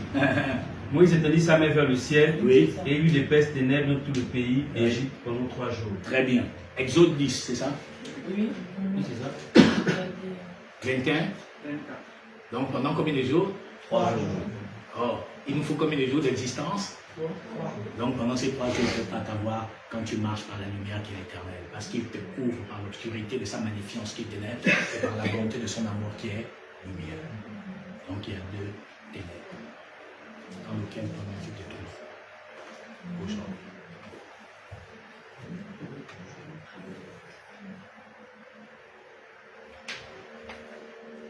Ça va, ça? Ça va aller, maman. Tu sais, souvent, quand on vient enseigner ces choses aux gens, les gens un peu sont comme là, confus. Oh, donc Dieu est ténèbres. Non, c'est pas ça qu'ils nous emballent. Parce que les gens, souvent, ils écoutent mal. Après, ils disent que vous avez vu, non, non, c'est pas ça qu'ils nous emballent. Zamba dit que Dieu a 2 natures. La nature lumière et la nature ténèbres. La nature ténèbres, c'est celle qui te permet où il te cache. On ne te voit plus. Maintenant, la lumière, c'est celle-là qui conduit ton âme pour t'amener au salut éternel. J'ai dit, l'homme représente les deux, représente la croix. Le chemin horizontal et le chemin vertical. Cette croix-là, c'est celle qui représente Moutou. Donc l'homme, qui est la première, qui est la nuque, l'œuvre véritable de Dieu. Et donc, dans cet homme-là, se trouvent 4 éléments. L'eau, l'air, la terre et le feu. Et c'est de ça que tu es composé, non? Tu n'es pas composé de ça. Très bien. C'est ça, non? Mais ces 4 éléments représentent quoi? La prophétie, la révélation, la connaissance et la doctrine. Maintenant, Dieu, pour sauver le peuple hébraïque, il a fait comment? Les ennemis voyaient quoi? L'obscurité. Les enfants voyaient quoi? La lumière. C'est que Dieu. Quand le sorcier te cherche, et qu'on n'arrive même plus à la trouver, c'est une tempéreuse. Non, c'est parce que maintenant l'obscurité de la ténèbre de Dieu est là, son côté là. C'est ça qui te cache maintenant. Et donc quand tu es caché, on ne te voit plus. C'est pourquoi il a dit tout à l'heure dans Exode au peuple que Moïse, tu lèves le bâton. Maintenant qu'il y a une épaisse ténèbre, et que ça soit si balèze, que plus personne ne peut s'élever, plus personne ne peut se voir. Mais quand tu es déjà dans cette nature-là où Dieu t'a caché, quand on te cherche, on ne te voit plus. Pourquoi? Parce que tu es dans le noir de Dieu. Ce que j'ai expliqué, c'est bon maintenant? C'est bon? Vous avez tous compris? C'est bon, frère? Très bien. On peut donc arrêter maintenant. On continue. Tu sais, sœur, la dîme était dans les Écritures. Et la dîme a été instituée dans l'Église par l'Église romaine catholique. Tu peux lire ce que je connais? La dîme. Qui l'a institué dans l'église? Cyprien de Carthage. C'était en quel siècle? Entre 200 et 258, 3e et 4e siècle. C'est lui qui a instauré donc la dîme dans les églises. C'était un catholique. Alors que l'Éternel dit que tu te donne avec joie, sans contrainte. C'est eux qui instituent ça. Mais là, ces filles, les éveillés et les protestants, ont seulement pris chez la maman, dit, non, nous, maintenant, ça devient notre affaire. Et au départ, ça a commencé d'abord par leur mère, l'église romaine catholique, par Cyprien. C'est lui l'auteur de cela au 3e, c'est ça? 3e et 4e siècle. C'est bon? Tu veux dire? La messe. La messe. par Ambroise, entre le 2e et le 4e siècle. Mais pourtant, 1 Corinthiens 14, 26 dit que faire lorsque vous vous les uns les autres parmi vous ont-ils un cantique, une instruction, une langue, que tout se fasse pour l'édification. Mais là encore, qui a amené la messe? L'église romaine catholique, la religion. Maintenant, ces filles aussi ont bien pris ça, puisque ces filles font ça aussi lundi, mardi, mercredi, jeudi, vendredi, samedi, dimanche. En quel siècle? Entre le 2e et 4e siècle. C'est là où ça a été institué, la messe. Avec l'histoire des messes requiem, il faut amener. Lui-même, c'était un démon, le cœur sombre. Il était habité dans Goussou, tout cela. Maintenant, il faut qu'on amène, il faut quand même une messe contre notre Père. Mais c'était aussi de David, quel Père? Maintenant, à Sainte-Marie, les enfants viennent attraper le circuit. Baka. Le prêtre aussi vient. Ave Maria. Il prend un peu, si c'est l'eau ou l'huile ou je sais pas quoi. Il fait son baka. Il dit que non, là il va aller au purgatoire. Quel purgatoire, ça n'existe pas. On a vu tout ce qu'il y a que 2 chemins. Et même les États-Unis construisent leur État est construit dans la nature donc de ces 2 chemins-là. Ils savent ce que nous ne savons pas avant. Et là aujourd'hui, quand tu dois sortir là, tu ne seras plus ignorant. La croix, c'est toi.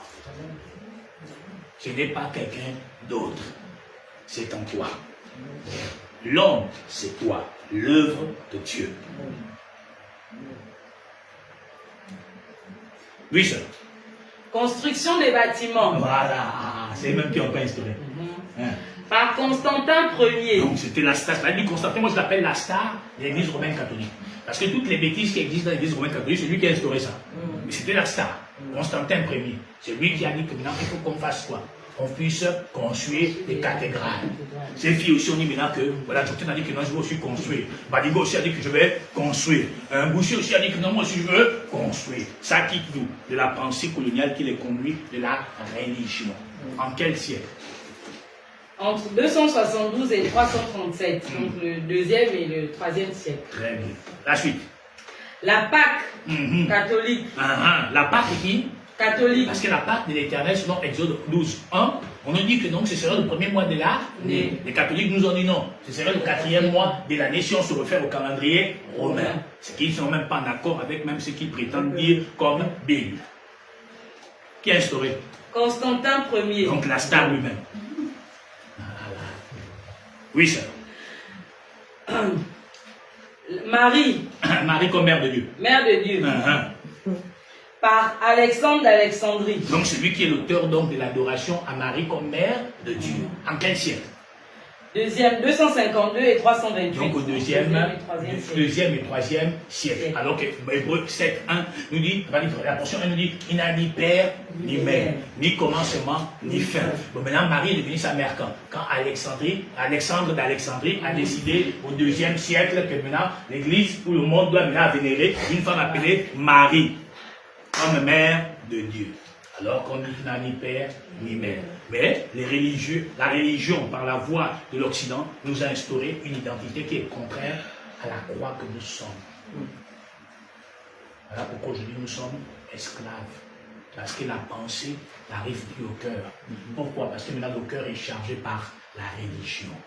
Et du coup, on est déconnecté de la pensée éternelle. Oui, c'est vrai. Le jour du Seigneur, dimanche. Dimanche, oui. Qui encore?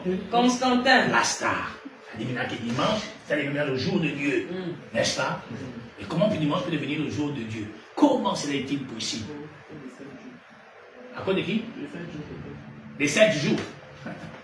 Non, ça peut externaliser les gens. Oui, sir. Le jour du Seigneur, dimanche, par Constantin au 4e siècle. Ah ça, mais donc tu te rends compte que c'est quelque chose qui est difficile. Les gens sont morts, ils étaient convaincus que dimanche était pour le Seigneur. Toutes les fois. Il dit toutes les fois vous ferez ceci en mémoire de moi. Donc il n'y a pas un jour identifié. Constantin dit non, c'est bon, au 4e siècle. Et regardez, la même philosophie continue. Voilà, Tatou François, il continue aussi dimanche, non? Jour du Seigneur. Grand jour où tu dois bien tes sapins, tu dois t'habiller, bien beau. Oh mon Dieu, Seigneur, comme si Dieu regardait les habits. Il ne regarde plus au cœur. On a les habits qui regardent. Oui, ça. La couverture spirituelle.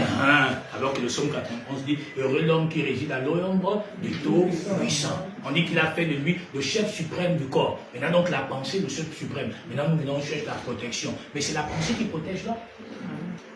Quand ta pensée est positive, par la connaissance perçue et reçue, mais personne ne peut t'embrigader. Là, on nous dit maintenant que couverture spirituelle. Même les pasteurs là, c'est là. Je suis ton père spirituel, c'est moi qui te couvre spirituellement. Tu es mon père ou ma mère qui m'a mis devant. Oui, sœur. Par Cyprien de Carthage. Toujours la star. Ils sont deux stars. Donc, Au 3e siècle. au 3e siècle. Donc, vous voyez que nous sommes en quel siècle maintenant? Donc, le 21e, hein. Mais donc, tu te rends compte depuis le 3e. Ça fait combien de siècles se sont écoulés où le monde est embrigadé? Près de 18 siècles. Que le monde est embrigadé. Vous croyez qu'on peut les sortir comme ça? C'est normal qu'ils nous signalent pour que les gens ne regardent pas.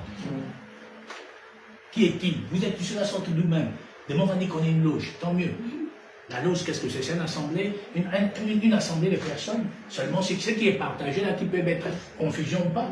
Mais nous, ici, on a que la Bible. Bon, maintenant, on va dire loge comment? Oui, sœur.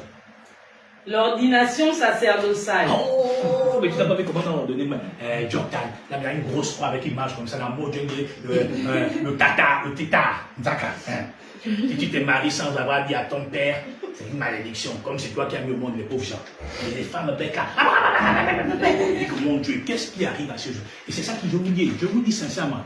Le Gabon, hein, même sur l'émancipation sociale, ça va être grave et compliqué de sortir de ça. Parce que nous-mêmes, on peut, c'est-à-dire qu'on peut nous, c'est-à-dire nous sommes le peuple le plus naïf. On peut simplement nous baratiner comme ça, on croit à ce genre de choses. Malgré qu'il a fait des grandes dérives et que ce n'est même pas un serviteur de Dieu, mais va voir comment c'est plein comme ça. Sidéoé. Si c'est Sidéoé, ça veut dire quoi? Il ne correspond pas. Amen. Amen. Amen. Faut voir comment on soulève la tête. Qu'est-ce? Il descend ça. Mon Dieu, jusqu'à quand? Mais on insulte les hommes politiques. Et le problème du Gabon, c'est le manque de spiritualité qui fait que l'homme politique, par la voie maçonnique, nous oppresse. Si on avait notre identité spirituelle véritable, quel maçon peut nous perturber? Ça existe où? Regarde, je vois des Africains. Et ce qui m'attriste, que le blanc s'agite, c'est pas un problème. Mais que le noir s'agite, ça me dérange. Je vois les noirs qui s'agitent. Vous avez vu, non? Poutine a averti Trump. Mais c'est la même pensée qui le conduit. C'est les mêmes, c'est les pharmaciens, ils ne se font pas la guerre, ils ne saillissent pas. Ils ont une mission. Quand le temps arrive, dans les peu de temps qui arrivent, la bête doit être libérée. L'animal doit être libéré. Il faut simplement distraire les nations. Qui vous a dit que Poutine était l'ennemi de Trump? Qui vous a dit que Trump était l'ennemi de Poutine? Mon Dieu, mais voilà les Africains. Vous avez vu, non? Il a la plus grande bombe. Il dit, oh, mutile à l'homme noir qui t'appauvrit spirituellement. Oh mon Dieu. C'est des pharmaciens, ils sont dans la même idéologie. Et ils sont dans le dessein, la volonté du divin. On a enseigné ça ici, mon Dieu. Ils ne se détestent pas.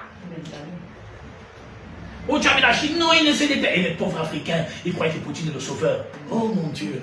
Entends, il est les pieds de l'os. Mais regardez comment c'est en train de signifier. Maman, mais regarde comment c'est en train de signifier. Voici les Européens, on dit quoi? On ne peut plus continuer à faire la guerre à Poutine. Il faut qu'on se réunisse, on s'asseye. L'accomplissement d'Apocalypse 13, mon Dieu. Les pieds maintenant, c'est mains en marche. L'édification. Qui a pris l'initiative? L'Allemagne. Avec qui? La Grande-Bretagne. On y est. La tête, l'union. Le corps, le léopard. Les pieds, l'os. Apocalypse 13. Mais les tocards africains, qui soi-disant sont des panafricanistes, qui veulent défendre le peuple noir, mon Dieu. Mais commencez à nous défendre par le fait que vous devez devenir d'abord des véritables, c'est-à-dire des personnes véritables qui ne déforment l'information, donner l'information avec exactitude. On n'aurait jamais, c'est-à-dire qu'il faut qu'on comprenne, l'homme noir, gabonais, on n'aurait jamais un chef d'État parfait. C'est impossible. Et je préfère même qu'il ne soit même pas parfait. Parce que c'est par l'imperfection qu'il apprendra. Mais si nous on s'attend à celui qui est avec une bâton magique comme ça, c'est des conneries. Vous savez, quand vos activistes vous mettent dans la tête, quand on voit tout l'argent du Gabon, c'est que ses parents, vous voyez qu'on est ses parents, ils sont aussi faits comme bon. Donc arrêtez de vous tromper. Si on voit l'argent, le problème c'est qu'il y a une réalité devant nous. C'est quoi? Le Gabon n'a plus rien. Je dis, on n'a plus rien. On n'a plus rien, pourquoi? Mais parce que l'argent a été volé par qui? Les activistes ont eu leur part. Puisqu'on est payé pour maintenir le peuple dans l'ignorance. Les leaders d'opinion ont eu leur part. Les politiques ont eu leur part. Les mêmes politiques que vous voyez, que vous acclamez. Mais c'est les mêmes qui ont détourné l'argent. Et l'Ibissa a hérité de qui? Anga Moussawa a hérité de qui? Babessou a hérité de qui? Tous ces gens que vous voyez là, qui ont abandonné la médecine, qui sont opposés aujourd'hui, ont hérité de qui pour avoir le statut là qu'ils ont aujourd'hui? On connaît le salaire des médecins. Tu vois, il y a un médecin dans son parking, 5 voitures. Pose la question. Quoi, c'est le meilleur qui fait les plus grandes prestations au Gabon. Arrêtons. Le vrai problème du Gabon, c'est que tant que le peuple est ignorant et que tant que le peuple est déconnecté de sa spiritualité et son identité culturelle, on peut le manouiller, on peut le manipuler. C'est ça la réalité. Les religieux, par la voix de vos pasteurs, travaillent avec des politiques maçonniques. Parce que certains religieux au Gabon, leaders religieux, c'est des francs-maçons. Donc c'est leurs intérêts qu'ils défendent et non l'intérêt du peuple. Vous savez, ce qui est une chose dans la réalité, c'est quoi? Le cœur ne trompe pas. Si ton cœur vient te tromper, c'est que toi-même, tu n'as pas compris ton cœur. Mais quand les Gabonais se sont levés même pour aller voter, le président Ligi, c'est qu'ils ont choisi avec leur cœur. Mais qu'est-ce qui fait qu'aujourd'hui, votre cœur maintenant en conflit? C'est parce que, en fait, vous n'avez pas de vision. La vision qu'il vous a présentée était laquelle? Il y aura les taxes. Il disait ça tous les jours dans ses meetings. Il avait dit ça. Et vous êtes allés vous voter, non? Maintenant qu'on applique, vous vous plaignez. Et c'est vous-même qui avez fait le choix. C'est vous-même qui avez fait ce choix. Maintenant, aujourd'hui, votre leader d'opinion, vous machin s'élève. Mais les problèmes d'éducation nationale, mais ce n'est pas Onegui qui a mené l'éducation nationale. Le problème d'éducation nationale existe depuis 1990. Qui a tué l'école de la République? Mais c'est ces mêmes gens-là qui ont tué l'école de la République. Vos leaders syndicaux, là, c'est ça le mot, non? Très bien. Mais ils sont riches, pourquoi? Vous avez vu leur maison? Mon Dieu! Oh! Bitouga était une grande syndicaliste à l'époque. Regardez-la aujourd'hui. Mon Dieu! Qu'est-ce que vous ne comprenez pas? L'objectif, c'est de vous maintenir dans l'ignorance. Depuis 1990, les mêmes problèmes existent. Nous savons tous qu'il y a un problème difficile depuis les 15 000 enseignants au Gabon. Qui ne connaît pas ça? Mais pourquoi depuis plus de 30 ans, ça n'a pas changé? Quand l'État décide de faire des concours, c'est que l'État a déjà des postes budgétaires selon nos besoins. Mais bizarrement, chaque année ou chaque 2 ans, les enseignants vont faire la formation pour apprendre le métier d'enseignant. Mais donc, on dit qu'on a besoin seulement de 1000 personnes. Mais comment expliquez-vous que quand les 1000 là sortent, il n'y a pas de poste budgétaire? Alors que si on a lancé un concours, c'est qu'on a déjà des postes budgétaires établis. Posez-vous quand même des questions, vous aussi. L'objectif maçonnique, c'est de maintenir notre peuple dans la misère et dans le chaos. Tant que vous serez toujours des religieux, vous serez des esclaves. Quand un homme est spirituel, il ne dépend plus de tout ce qui peut être mis comme système. Son pourvoyeur devient éternel. D'une manière ou d'une autre, il te donne la paix et il dispose pour toi. Et tu ne vis plus troublé. Qu'il y a ça, il n'y a pas ça. Tant que tu es dans ton dawa, tu es dans ta maison, au bureau, tu écoutes, tes enfants sont soignés, ça ne te concerne pas. Le problème, c'est que l'homme gabonais a été nourri par la mamelle de la politique. Et il ne peut s'en défaire. C'est pourquoi le Gabonais est tellement attaché à toutes les décisions qui viennent de la politique qu'il souffre du chaos politique au Gabon. Sortez de ça. Vous allez voir que même les politiques vont se corriger même. Mais tant que vos cœurs seraient souvent centrés que la politique, vous serez toujours des esclaves. La politique a été mise en place par Bongo. Pourquoi? Parce que Bongo ne pouvait pas tolérer que quelqu'un devienne riche en dehors du système politique. Ça devait devenir un adversaire pour lui. Alors il fallait que tout le monde qui devienne riche soit riche par la politique. Ça lui permettait d'assujettir, de surveiller au mieux les gens. Mais c'est ce qui s'est passé.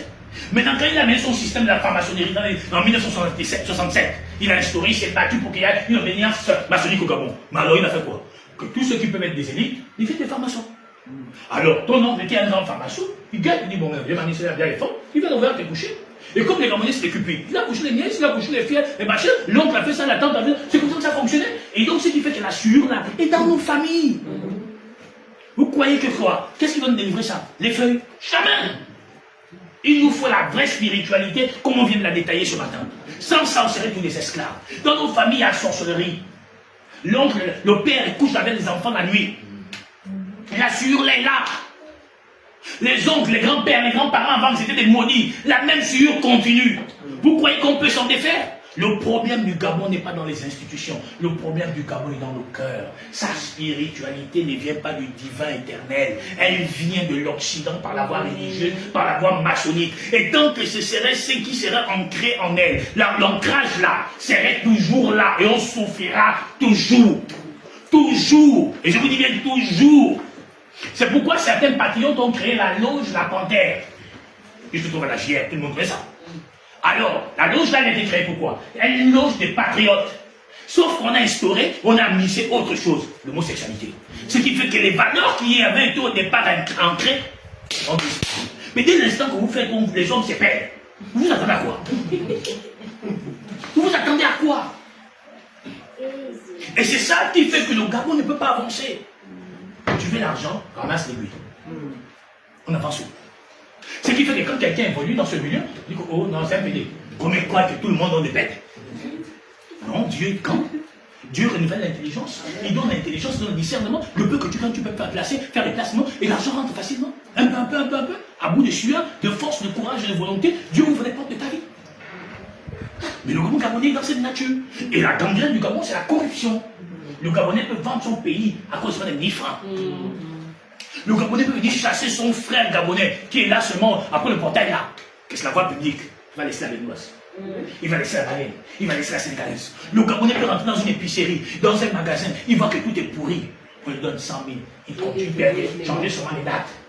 Vendez. Mais il tue ses propres frères. Mais il dit qu'un jour sa femme peut passer dans le magasin à l'acheter. Il va manger ça lui-même. Il a lâché 100 000, c'est bon pour lui. C'est le problème sur le cœur. L'homme moutou, le moutou gabonais, moutou, son cœur est corrompu. Donc vous pouvez faire tout ce que vous voulez. Tant que la spiritualité ancestrale, par la voix de nos ancêtres autrefois, tels que Noé et autres, nous ont légué, a été déraciné en nous. Et on nous a inculqué un autre ancrage. On ne pourra pas avancer. Regardez dans nos familles, les sécessions sont faites pourquoi? Parce que notre peuple est devenu ballerine, parce que l'autre est un peu belle, parce que l'autre a chez ses amis, la colère. Et là où il y a toujours beaucoup de femmes, il y a toujours des problèmes. Toi, tu es belle. Toi, tu aimes les amis. Hein. Mais si j'aime les amis, qui t'empêche d'acheter tes amis?